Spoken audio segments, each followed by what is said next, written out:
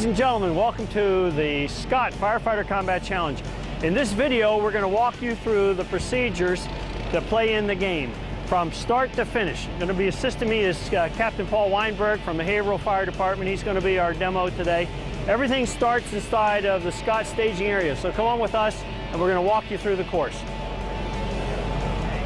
All competitors must compete with Nfpa 1971 compliant gear.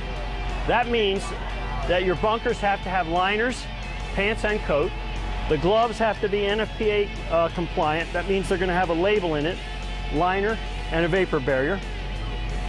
The helmet, also Nfpa compliant, has to have a chin strap, and you're responsible for the integrity of your gear, meaning that if it fails, it's your responsibility, and you will pay the price. As far as footwear is concerned, again, Nfpa compliant. That means that the boot has to have a label in it, and it is certified for structural fire suppression, not wildland. By the way, this is the only boot made that is Nfpa compliant that has no metal in it. This is our sponsor, Globe's product. We're using the NXG7. You are allowed to bring your own face piece, but we will supply that for you. They come in 3 sizes, small, medium, and large. Our little suggestion, as you see here, Paul has pulled this up, getting the weight up. Straps are free. You can tuck these in. Do not tie them. We will not allow these things to be tied during the 2009 season. Okay? Good to go. If you're competing in the individual category, you will be on air. Individuals who are competing in tandem and relay do not wear a face piece. They'll only wear the backpack. Helmets must be intact. Chin strap fastened.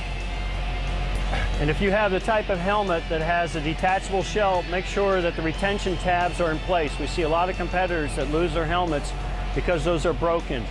If you lose an item, you must retrieve it. Failure to complete the course with all your equipment on will result in your disqualification.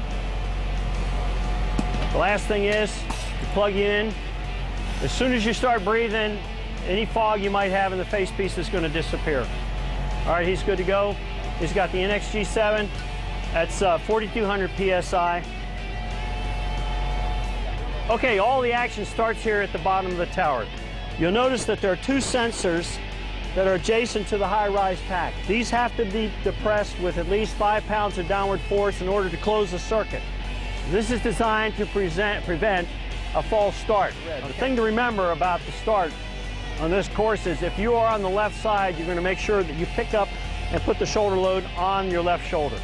All right, there's 5 pounds of downward force, completes the circuit. Notice the blue LED is illuminated. That means he's now ready to go. All right, once both competitors are set, the starter will say ready and launch you. On your way up, you can take multiple steps. I suggest for the first set of stairs, develop a rhythm before breaking into a 2-step stride. Use the inside hand to assist you in the upward climb. Pacing is important. Remember, getting to the top of the tower is not the finish line. When you get to the top landing of the 5-story tower, put the high-rise pack in the box. Failure to do so will result in a 2-second penalty. Now, move to the railing and grasp the 15mm Kern mantle rope and begin hoisting the 42-pound donut roll. There's going to be about 45 pounds of weight to pull up with the added weight of the rope. Use a hand-over-hand motion. Keep the rope behind you. This will eliminate problems in terms of grabbing the working part of the rope. Grab the carabiner, lift, and put the donut roll in the box. You must touch each step on the way down. Failure to do so will result in a 2-second penalty per infraction. All right, continue your descent, touching each one of the stairs, including the last stair. Move over to the 3rd event, the Kaiser Forcible Entry Simulator. Pick up the 9-pound shot mallet and drive the 160-pound beam a distance of 5 feet. The point of impact of the hammer should be square to the face of the beam. This will transfer the most amount of energy and be the most effective way of moving the beam. Notice also, you do not want to move your feet until the beam is past your heels. Drive it until it is completely down the tray. This event is over with when you actually can see the blue tape. Also, there is a LED that will illuminate when this event is done. This evolution is done when the hammer lands on the Lion Apparel mat. The rule is any part of the hammer on any part of the mat. Follow the arrows on the pavement and move smartly through the delineators. If you knock over one of our hydrants, it's going to cost you 5 seconds.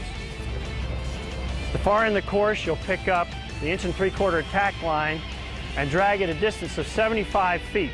Do not show water until you have actually penetrated the saloon doors. Failure to do so will result in a 2-second penalty. The last event is the 175-pound victim rescue. Fold rescue Randy, lift and drag backwards a distance of 100 feet.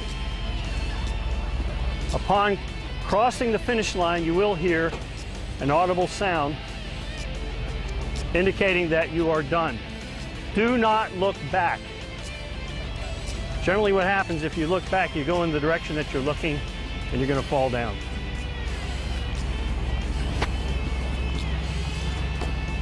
Okay, once you've finished, set rescue Randy down and the pit crew will begin the process of taking your air pack and your bunker gear off.